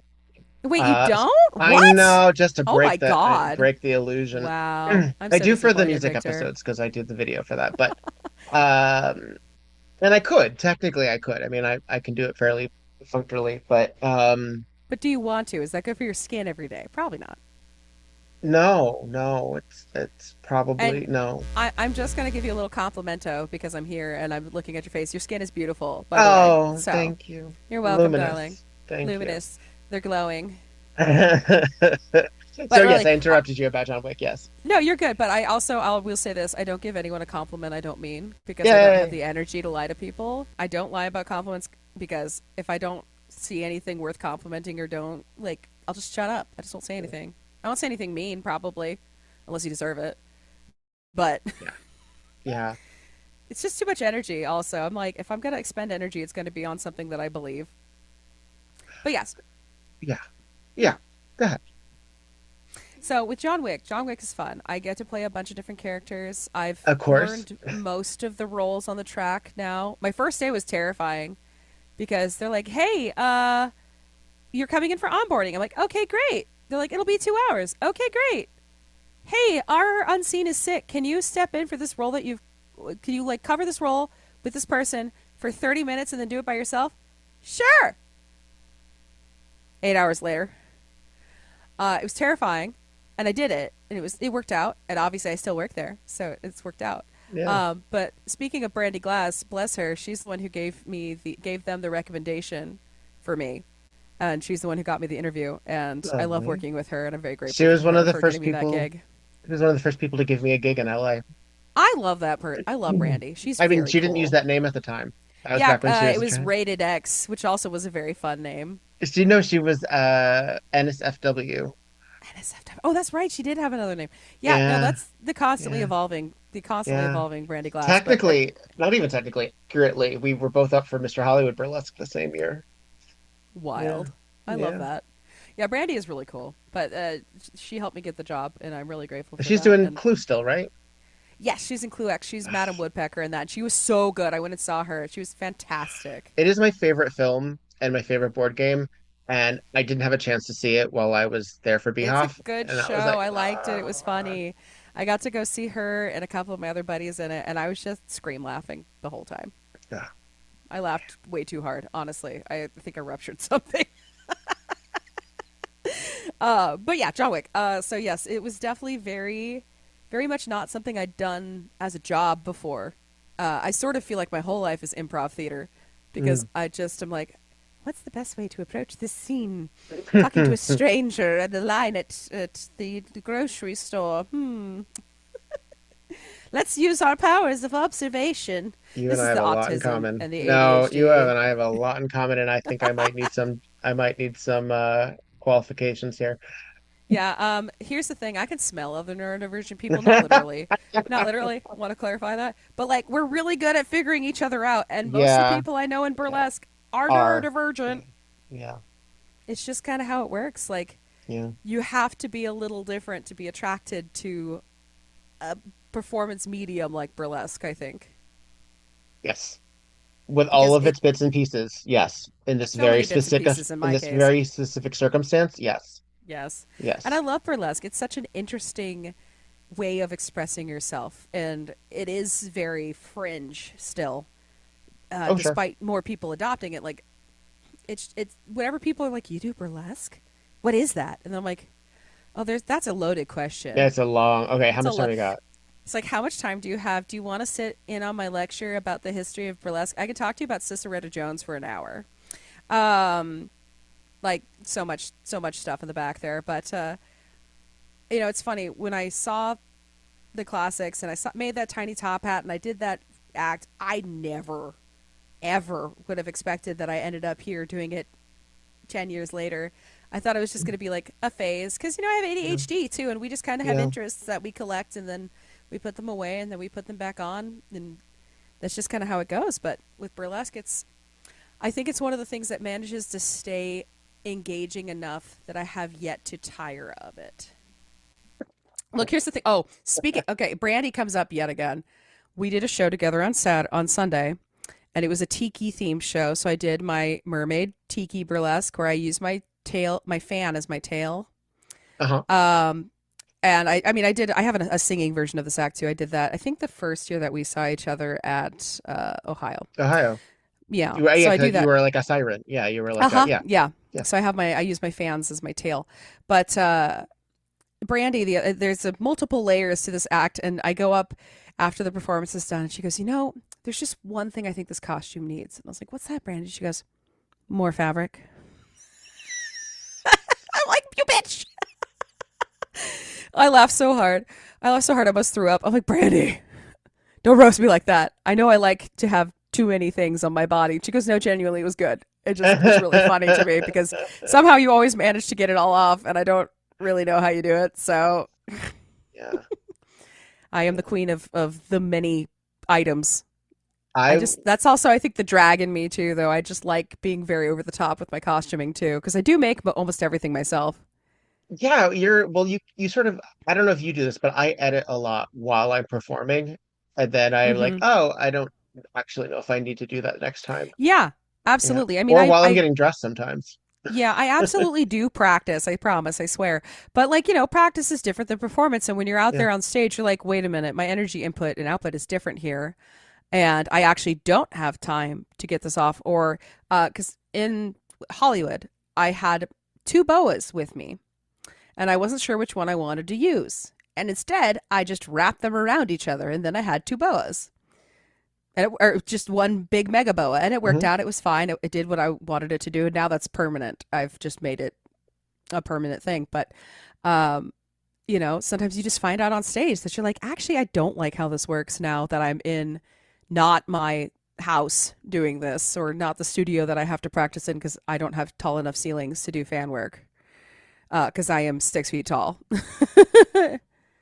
So it doesn't work because my fans make me even taller. So I'm like, one of these days, I'm like, all right, we need to get a house with tall ceilings so that I can dance because I can't. I know, and no ceiling fans. Make sure because I forget all Yeah. of the time. Uh-huh. I hit my hand on my ceiling fans at least once a All month. I just forget that they're there, and I'm like, oopsies. yeah. You sort Also, of have to have ceiling fans in Vegas, though. well, I know, and I mean, we have them here too Yeah, it's warm. in Riverside, but Sorry, you were saying? I don't remember. Oh, damn. I did it again. It's all good. It's going back, Jack. We were Do we it were we were talking again. about a little Steely Dan moment. Yes, We I love were Steely Dan too. talking about, what's funny is I know the song by Steely Dan, but I'm more familiar with the Tori Amos cover of it because I like Tori Amos. I do like Terry Amos too. That's a good choice. That's a good choice. And there's a cool version of that song too. Mhm. So I'll see you in Ohio. Yes. Anything beyond that? I know you are a fan of Christmas. I am a fan of Christmas. I do have some fun Christmas acts that I like. And it's a good season for me because as a singer, you do a lot of work during Christmas. Exactly. So, I'm And it just so hopeful- I happens you've sh- put some of that on recording, as I understand it. Oh, yes, I have a version of the Messiah where I was the mezzo-soprano soloist, and I've been the soprano soloist. So I have both. 2 for 1. So if you need anyone for your Messiah this year, you can hire me to do both and save money. There's my pitch for that. But I mostly kid. We could buy your digital album on Bandcamp too. Right. Oh, yeah, that's right. Yes, I did. I did do a album of Christmas music that I arranged. It's mostly Renaissance carols with a couple of originals. Love it. That I composed myself. This is like bleak midwinter kind of stuff, people. Yeah, in the bleak midwinter. Lo, how a rose ere blooming. Blooming. And then Rio Chio guardo la ribera. Like a good old Spanish, some French. There's no nouvelle. So if you parle français, you like that one, you know. It's very pretty. It's very nice. My excellent Parisian accent aside. But no, my mother is a Renaissance scholar too. So she really loves Renaissance music, and she instilled that love of Renaissance music in me. And it is Christmas music, but you can listen to it all year round. It's available on Bandcamp right now for purchase. Exactly. Thank you for the promo that I wasn't going to do because I forgot. That's the thing. I'm there for you. My ADHD is so intense that I do things and then I forget that they exist and I just move on. I'm like, oh yeah, I guess I did do that, huh?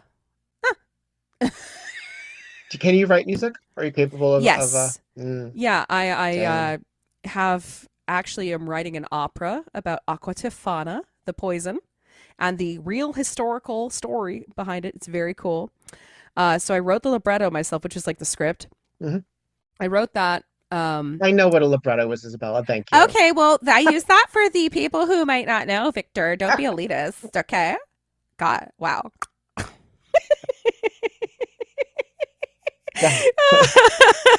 Okay.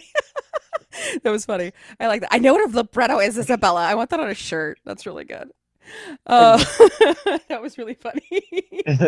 I'm dying. Yes, so I had the libretto written for a while, and it covers the real story of the woman who created the poison and their accomplice, who is a corrupt Catholic priest, and his brother, who was an apothecary, and like their clients were everyone, because the Catholic Church made divorce illegal. So what do you do when your husband's a piece of shit and divorce is illegal? You poison him to death with poison. So they created Aqua Tofana, which was like this mythical, slow-acting poison. It probably wasn't. They were just really bad at medicine in the 1500s. Because they still thought leeches worked. So I'll just put that right there. They were still talking about humors at that point, and not good. Phrenology. Yeah, phrenology. We're not enjoying that. So their business model was great because they would charge the rich people through the nose for the poison, and they vetted their clients pretty thoroughly. And then for the poor women, they would deliver it for free, and they would find their clients because the priest would go to get confession. And he would basically feed them a client list and get them the ingredients from his brother, who was that apothecary. And he, of course, never faced any consequences for it. But they were discovered because a woman went as an undercover police officer, effectively. And she discovered their operation and had told everyone what they were doing. So they fled to this cathedral that the priest was in, and they declared sanctuary. Well, they can't touch them if it's under sanctuary, at least at the time. So what they did is the police went and told the populace of Rome that these women had poisoned the water supply. And so most of the city of Rome showed up to the front of this cathedral, ripped the doors off, and dragged these women out to be tried and executed. It's crazy shit. And I'm like, frankly, they were doing the Lord's work, though. Just saying. That does sound like an opera. It really is. And I've scored it for organ as part of it. Because at that point in time, there would have finally been the beginnings of organ music. Like, it's really maybe not the most accurate thing, but who cares? It's opera. I get to do what I want. Exactly. And people think Catholic Church, they think organ. I'm just saying. Yeah. No, I love organ. Yeah. Yeah, I do too. Love organ and a pipe organ, a harpsichord even. Yeah. I love harpsichord. It's such a it's like a very impractical but very beautiful instrument. That's another thing that I learned through Torimus. But yeah. Yes. Oh, interesting. Yeah. An unusual avenue to the harpsichord, but I do like that. She uses it a lot in Voice for Pele. Interesting. I don't think I really ever realized that's what that was. Yeah. Huh. Cool. that's interesting. I thank you for teaching me something. I You're love learning welcome. things. See? I love learning things. It makes me so happy. But yeah, so like I've been working on that. I have a song cycle that I won an award for called Vegas 2020. And it's like a musical cycle of things about being in the quarantine and having to deal with that. And most of them are funny. Like I have one called Mask Hole. I know you know how to wear your mask properly, for so the love of God, please wear your mask properly. Or please get your vaccines. Your sister is not a doctor, and neither is your priest. Listen to the scientists and please get vaccinated. Like, just dumb patter song shit. And then some of them are pretty and profound, but most of them are just me being like, you fucking assholes. A little more akin to Gilbert and Sullivan. A little bit. Some of them are patter. Some of them are profound. Some of them are modern. I don't really ascribe to a specific style. I just like music, so I write what I like. I have a set of Spanish language songs where I wrote the poetry for those as well, because my Spanish is mediocre, but it's okay enough to write a poem. Like, not a great one. I don't think it would win any awards, but... and then also I composed some music for a man's memorial. He died during COVID, and his wife wrote a poem, and they hired me to set it to music. So I have No Volverás. You'll never come back. It's very sad. I can't even, like... It's hard for me to sing it because I know what it means. And I'm just like, this is so sad. It's so sad. It's hard. Ugh. And you can't cry and sing at the same time. It doesn't work. So, yeah, no. So I compose, I write, I make costumes. Actually, one of the pieces that I made for my friend Nika Prince, they're a fantastic trans opera singer. They just did the Pride event in San Francisco Opera House, and Warhorse Memorial Opera House, that's what it's called. And I made them this Loie Fuller style cape, and I hand pleated 12 and a half yards of chiffon and hand attached 12 and a half yards of chiffon using cartridge pleats. You costume nerds will know what I mean. Rhinestoned it and sent it off, and it is the most insane thing I've seen on stage. They did Sappho drowning herself in the ocean. That was the scene, and she used the cape. Or they used the cape to beautiful effect. Like, they spun around, they drowned in it. They did a dip on the San Francisco War Memorial Opera House stage. I'm just like, bitch, okay, go off. It was it gave me shivers. It was really cool. So I've gotten to do some neat stuff, and I'm still trying to do some more neat stuff. I'd like to do some more jazz gigs. I really like those. They're really fun, and I'd like to get back into main stage opera. So I'm working on that as well. Just have to, it's been 10 years, so they've pretty much all forgotten. So now I could be like, hello, yes, I've just reemerged from my cocoon. And I'm much weirder now. You're welcome. I'm also meaner. Because I don't take your shit anymore. Not jaded, Language. though. Huh? Not jaded, though. Not, actually, you know what, shockingly, I'm really not that jaded. Yeah. I joke about being jaded, but I still... try to foster a sense of curiosity and interest in the world, because we have so many wonderful things around us that we don't understand. And even the mundane is fantastic. The things that we take for advantage. The fact that I can have this conversation with you and look at your face when we're in entirely different cities is insane. Yes. 150 years the ago, future they is now. said we were witches. Yeah, they would have burned us. Yeah. Yes, exactly. They would have been like, well, we haven't done a good burning in a while, but I think it's time. I think it's time. So, there's a lot of wonder in our world, even if things are tough and awful and horrible, which they are. We can still try to find those points of joy, because that is an act of resistance. Well, shit. That's the conclusion. All right. There we go. Well done. Look at you. I like to yap. I love it. I love it. Consider yourself invited back to Yap anytime. Yay! I would love that. And I will facilitate your Bogwitch needs as requested. All right, thank you. I swear the apple's not poisoned. I have a pile of this shit in my house. I just need to get rid of it, please. They're perfectly fine. It actually takes the wrinkles off of your face, please. That's why I'm 107, but I still look like this. Just imagine you just rubbing apple on your face. I'm gonna use that now. It's really funny. But look, it's exfoliating. Look. Oh my god, I'm turning bright red. I'm gonna use that. That's really fucking funny. Be like, look, it's anti-aging. Can you please tell oh my god. the audience at home and in their cars where they can keep in touch with all of your goings on? Yeah, sure. Let me collect myself for a second. Oh, okay. Okay, I think we're good now. I'm a giggly person too. I'm sure you've realized my ass laughing this entire time. Well, you can find me on Instagram at the Isabella Ivy. You can find me at TikTok. I think it's the same, or it's just Isabella Ivy. It's one of those two. I don't remember. I'm on Twitch as the streaming showgirl. I do video game stuff and costume things, and I'll voice over and composing, like whatever strikes my fancy that day. I'm trying to think of what else. I'm on Threads under the same as my Instagram. I have a website, www.isabellaivy.com. And I think that's about it. And if you want to hire me, my email is on my thing. And I do a lot of shit, babe. So whatever you want, I'm probably down as long as it's not illegal. Yeah, or keep it, or keep gonna it hush-hush. hurt somebody. Yeah, or really keep that on the DL, babes. Don't talk about that in public. Use your brain. You still have one? Please use it. Thank you. That's my PSA. Well, it has been a pleasure barely getting to know you, but enjoying the company all the same. Scratching the surface, I promise. Just, you think I have lore now. No, I didn't mean that facetiously. I know. I know. I look forward to seeing you in a couple months. We'll reconvene. Absolutely. It'll be lovely. Yeah. I don't know what night you are. But I will. think I'm on Friday again. Okay.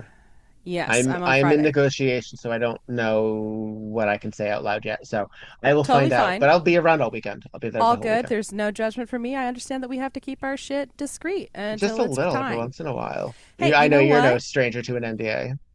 I have a few that I'm still under that I just look at and go, I really wish I could talk about that because that would be one hell of a story. But that's why you write the years... That's why you write the chapter now. Oh no, it's written. It's just okay. It's sitting there because if I don't, the ADHD eats it and then it's gone. That's what I mean. Yeah.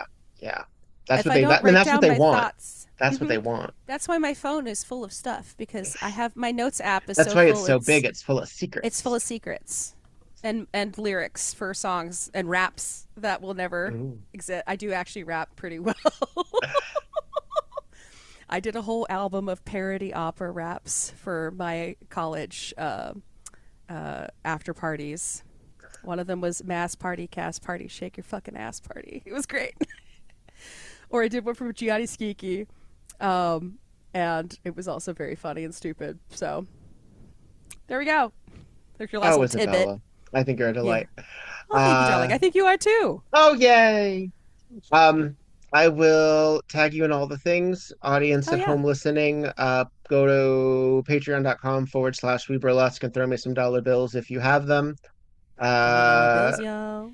If you can't, and I understand dollar bills are hard to come by, just go to the socials, WeBurlesque, VIKTORDEVONNE, and just like and follow and share some stuff. That also is very lovely. So I can also recommend robbing your local rich person. Lots that of would dollar be great. bills there. Just don't that do would it be great. legally. This is a joke. For all intents and purposes, that was a joke. Everything Wink. I've said here today is a joke. Yeah, it's an homage. It's a pastiche. You know, it's parody. It's parody. Yeah. It's legally protected. It's satirical. It's an allegory. Allegorical. Yeah. Allegorical, metaphorical, whatever one you want to use. Just don't actually do it. Wink. Okay, bye everyone. Okay, bye.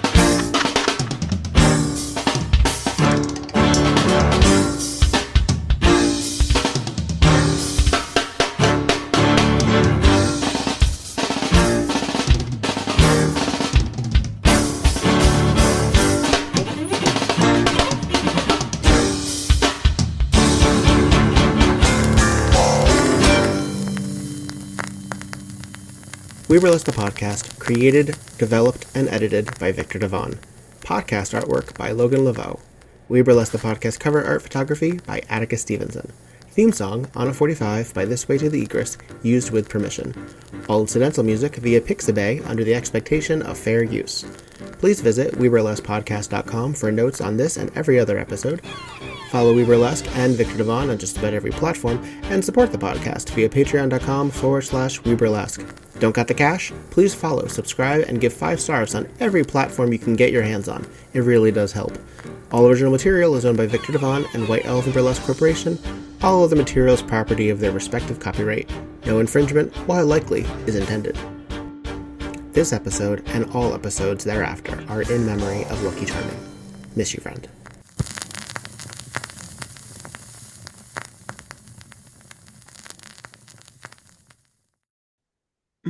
And that's it. Woohoo!